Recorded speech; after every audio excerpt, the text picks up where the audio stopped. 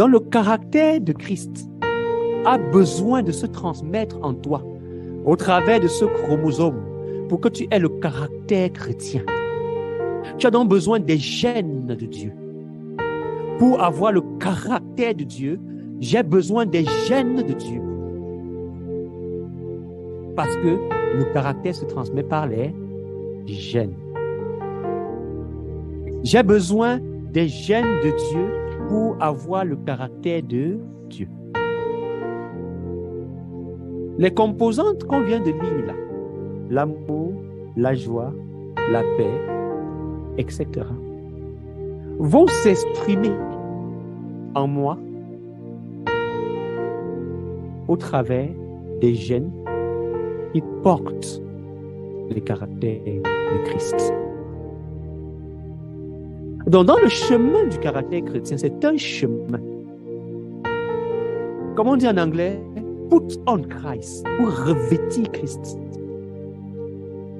Il nous faut donc cet élément indispensable qu'on appelle les gènes. Par les gènes, on voit les traits des parents.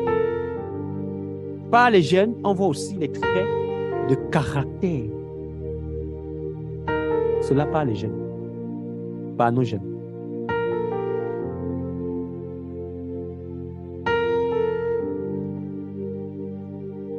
Alors, si donc tu n'exprimes pas le caractère de Christ, est-ce qu'on peut donc oser dire c'est parce que tu n'as pas les bons gènes, parce que c'est les gènes qui transportent le caractère et qui se transmettent de manière héréditaire?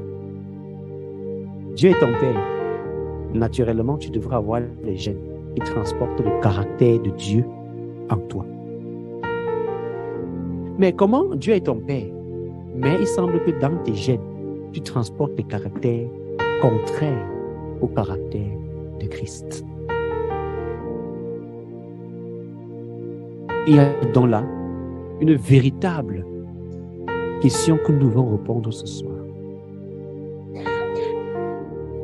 Pendant cette série, nous allons aborder en détail chacune des composantes du fruit. Nous allons voir comment on revêt le caractère du diable et comment on revêt le caractère de Christ.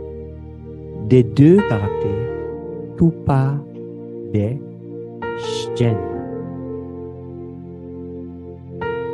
Tout part des gènes. Tout part des gènes. Tout part des gènes.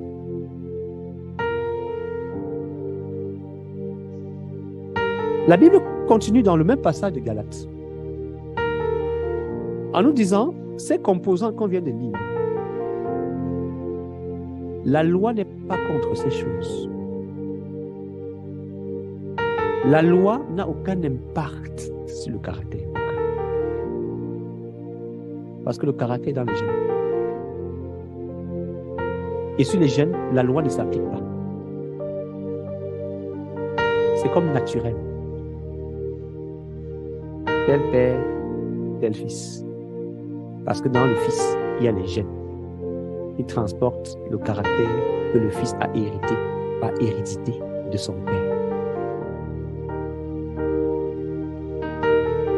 La loi n'a pas d'impact.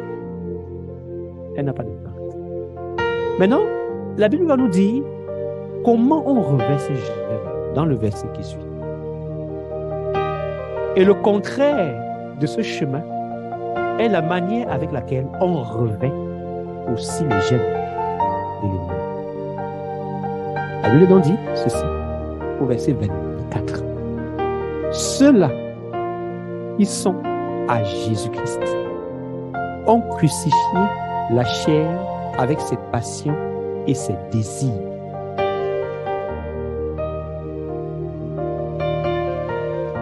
Ont crucifié la chair avec ses passions et ses désirs. Pas juste les passions, mais les passions et les désirs. Nos passions sont les choses que nous avons décidé et résolu de faire. Nos désirs exprimeront tôt ou tard les penchants de nos cœurs. Or, les penchants de nos cœurs nous conduisent souvent et très souvent vers les bas du cœur.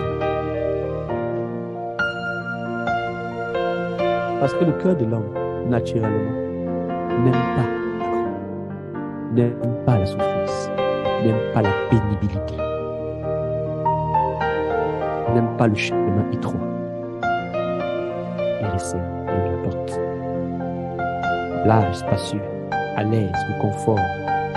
Voilà ce que le cœur aime et recherche. Être à l'aise. Une bonne prédication qui va me faire du bien à moi. Bien. Pour que je sois bien et à l'aise. Donc naturellement, le cœur n'aime pas la souffrance et la peine. Le caractère de Christ ne se revêt que par la crucifixion de la chair avec ses passions et avec ses désirs.